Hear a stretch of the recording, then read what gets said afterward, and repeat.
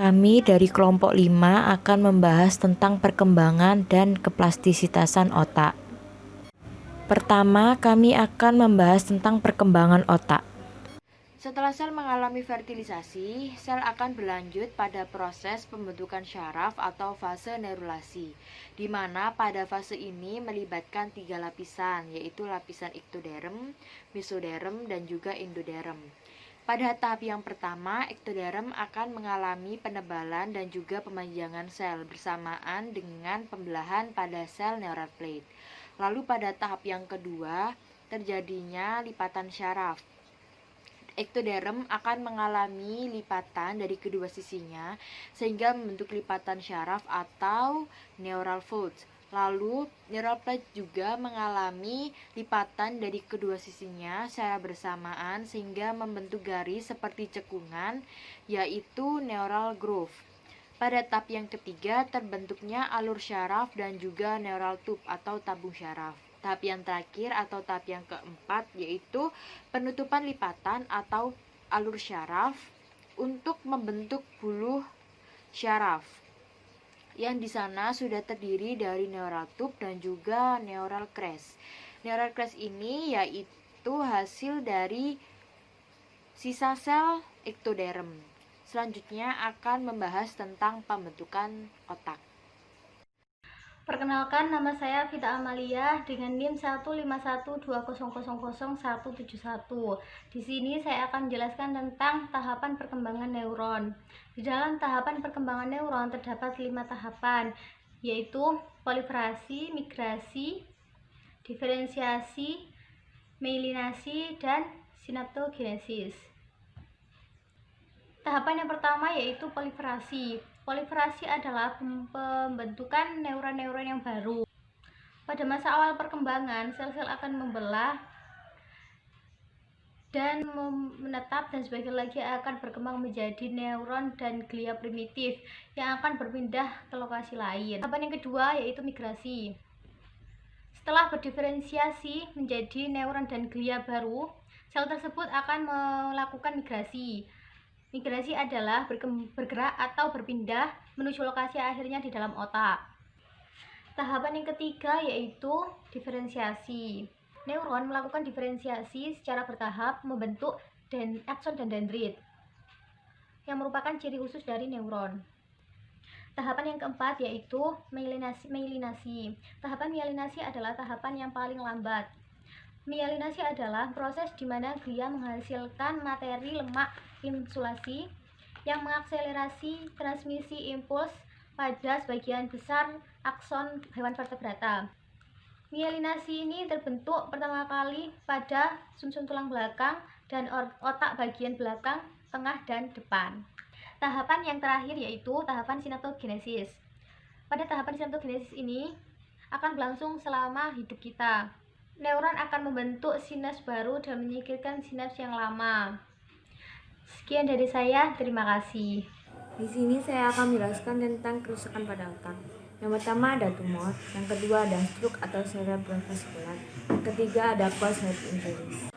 Yang pertama ada tumor. Tumor dapat disebut juga dengan neoplasma. Tumor adalah massa sel yang tumbuh secara independen dari seluruh tubuh lainnya. Tumor dapat disebabkan oleh mutasi dalam DNA sel. Mutasi yang mengaktifkan onkogen yang akhirnya menyebabkan tumor. Tumor biasanya dapat disembuhkan dengan cara terapi radiasi, pembedahan, dan kemoterapi. Yang kedua ada stroke. Stroke dapat disebut juga dengan cedera cerebrovaskular, yaitu hilangnya peredaran darah ke otak secara sementara selama terjadinya. Gejala-gejala stroke yang sering terjadi, yang pertama ada anemia, yang kedua ada afesia atau kesulitan bahasa, yang ketiga ada kelumpuhan, dan keempat ada koma. Ada 2 tipe stroke. Yang pertama ada tipe stroke iskemia, yaitu penghambatan peredaran darah pada arteri karena adanya pengumpulan darah. Kalian bisa melihat pada gambar yang sebelah kanan.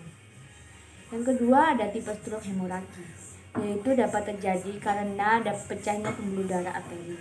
Kalian bisa melihatnya pada gambar sebelah kiri. Yang ketiga ada closed head injuries. Closed head injuries dapat disebut juga dengan cedera kepala tutup, yaitu cedera otak yang dihasilkan oleh benturan yang tidak mempenetrasi tulang tengkorak. Kalian bisa melihat gambar di sebelah kanan, yaitu Cobb injuries adalah cedera pada otak terjadi ketika otak menyerang tengkorak di sisi dampak. Lalu kalian bisa melihat gambar di sebelah kiri, yaitu Contrap injuries adalah benturan yang menyebabkan otak menabrak bagian dalam tengkorak di sisi kepala yang berlawanan. Di sini saya akan menjelaskan macam-macam penyakit neurologis. Yang pertama ada epilepsi, yang kedua penyakit Parkinson, yang ketiga penyakit Alzheimer. Penyakit epilepsi adalah gangguan sistem saraf pusat yang membuat aktivitas otak menjadi tidak normal, menyebabkan kejang, dan kadang-kadang menyebabkan hilangnya kesadaran. Biasanya penyakit epilepsi dibagi dalam dua kategori. Yang pertama ada partial seizure, yang kedua ada general seizure.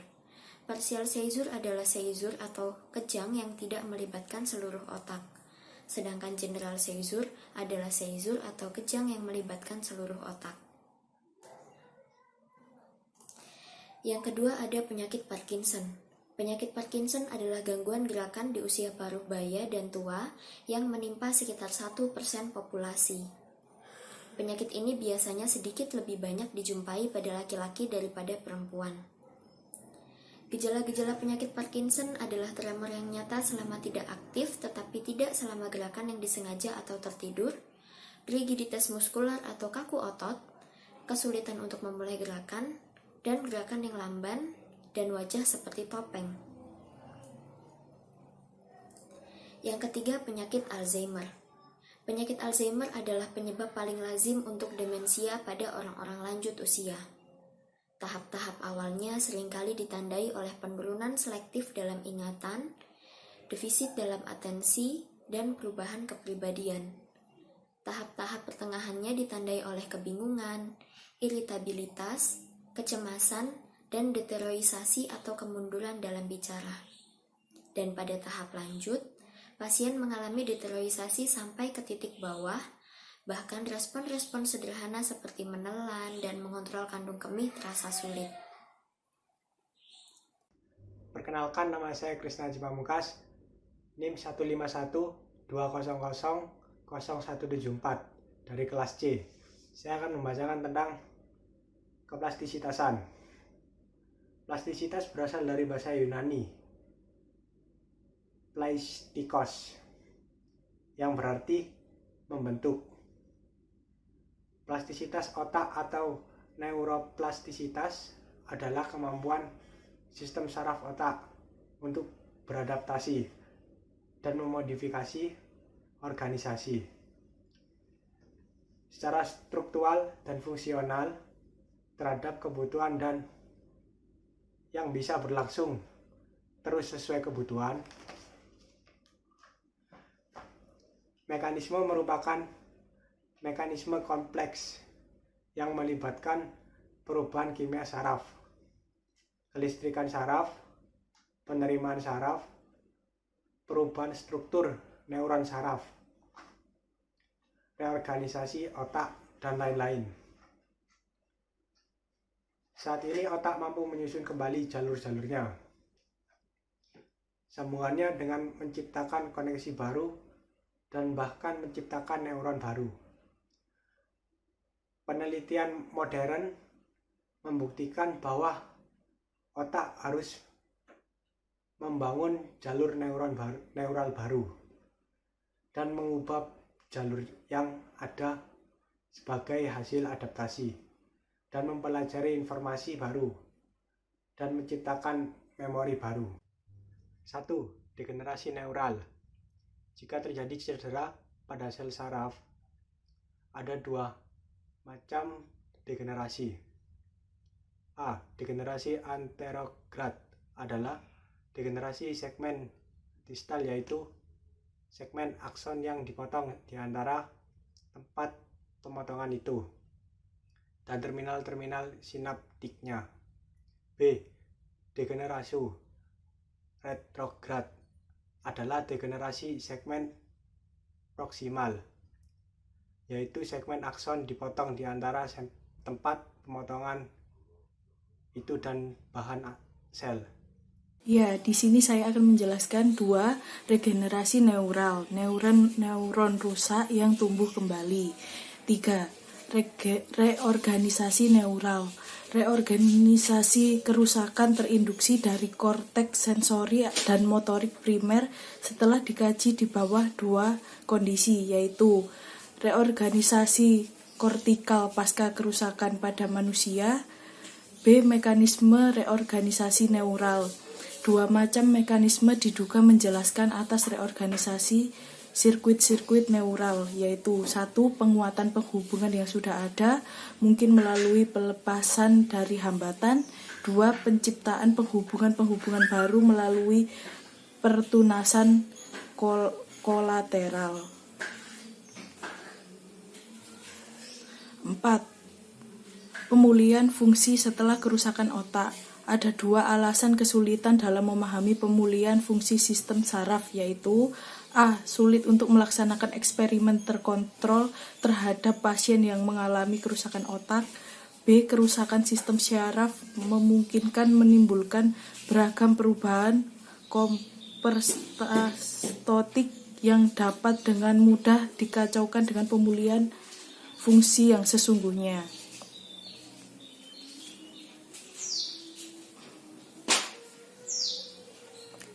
Hasil studi menyebutkan pemulihan otak dapat mempengaruhi oleh beberapa hal, yaitu 1. Ukuran lesi, luas versus sempit, umbra versus penumbra. 2. Umur, bagaimana bayi versus orang dewasa versus lanjut usia. 3. Jenis kelamin, bagaimana laki-laki versus wanita. 4. Tipe atau perjalanan kerusakan, mendadak versus perlahan.